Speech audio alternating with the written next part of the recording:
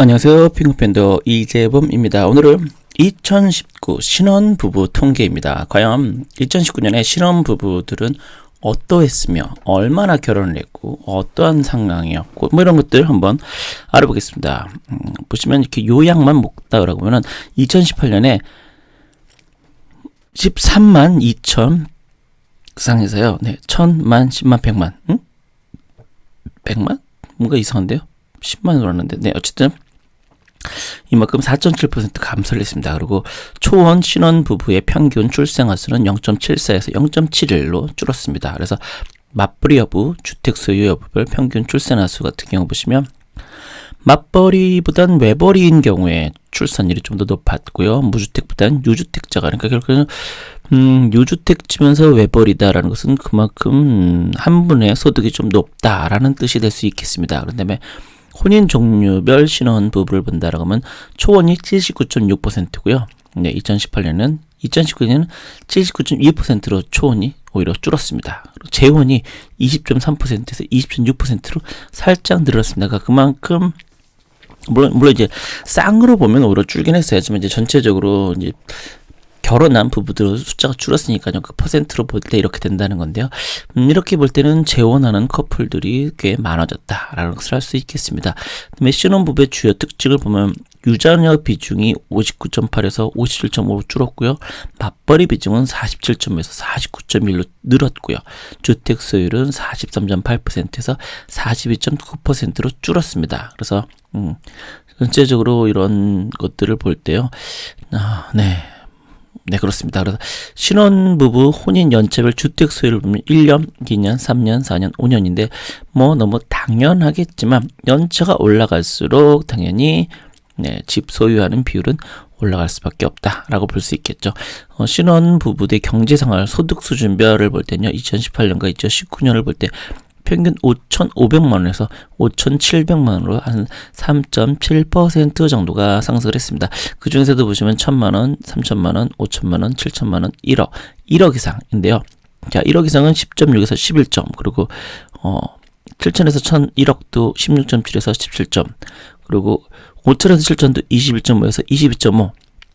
다만 3천에서 5천은 줄었고요. 그리고 그러니까 결과적으로 그리고 저소득층은 오히려 더 늘었네요. 네.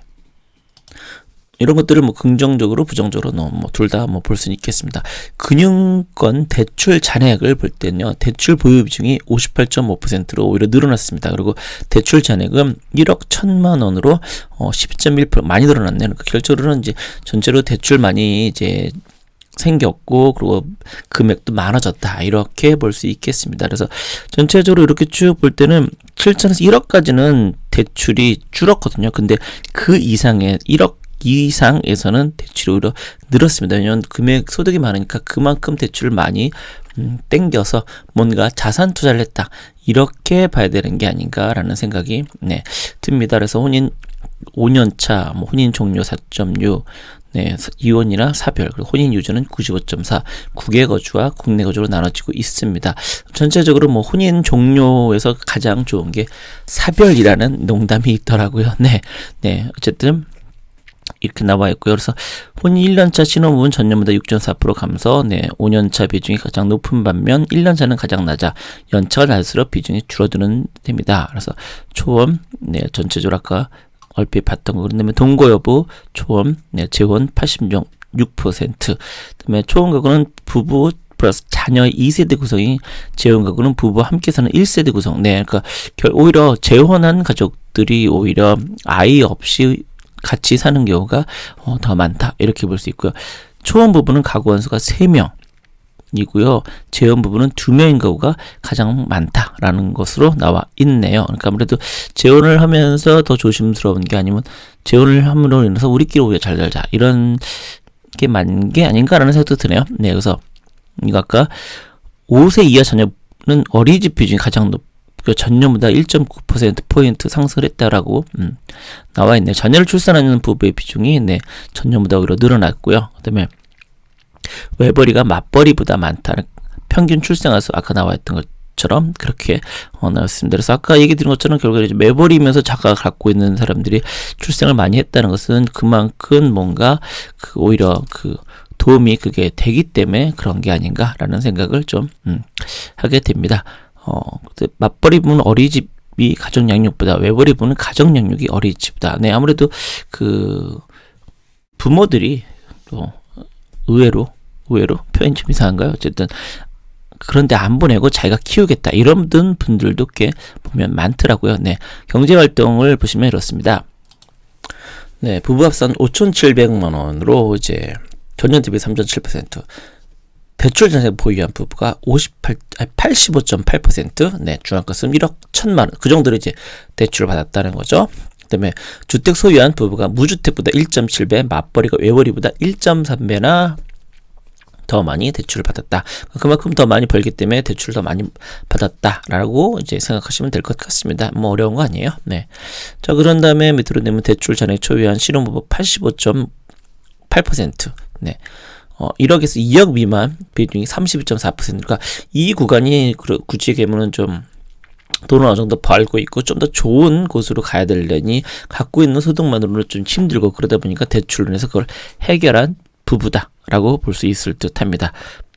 그다음에 신혼부부는 아파트가 69.8% 가장 많은데요. 전년보다, 그러니까 2018년보다 더 늘어났네요. 주택 소유한 게 42.9%로 전년에 비해서는 좀 하락했다.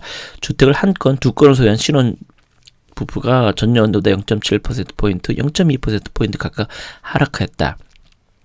혼인 5년차 주택을 소유한 비중은 절반은 넘는 53.7%, 혼인 1년차의 주택 소유 비중은 29.2%나 되어 있네요. 그래서 전체적으로 이렇게 이제 혼인을 그렇게 치면 여기서는 신혼을 5년차까지를 이제 신혼이다 이렇게 봐야 될 것 같습니다. 네, 그래서 아까 제가 200만 무슨 말이야 이라고 얘기를 했었는데요. 그 얘기는 이제 5년까지 합산을 하다 보니까 120만이 나요. 원래는 이제 1년으로 기준하면 대략 20만 보통 초반 정도 그러니까 부부 결혼을 하는 부부가 있거든요. 저는 그렇게 이제 상식적으로 알고 있었는데 아까 120만이 나가지고 뭔가 이상하다라고 생각을 했었던 건데, 그러니까 5년 합산이다 이렇게 볼 수 있겠습니다. 네, 그래서 초혼 재혼 이렇게 합쳐서 그 재혼도 꽤 커플이 많이 있죠. 네, 그래서 전체적으로 뭐 아까 나와 있던 그런 모든 것들이 다 이렇게 포함됐다라고 볼 수 있겠습니다. 그래서 전체적으로 이제 신혼 부부들이 점점점 가면 갈수록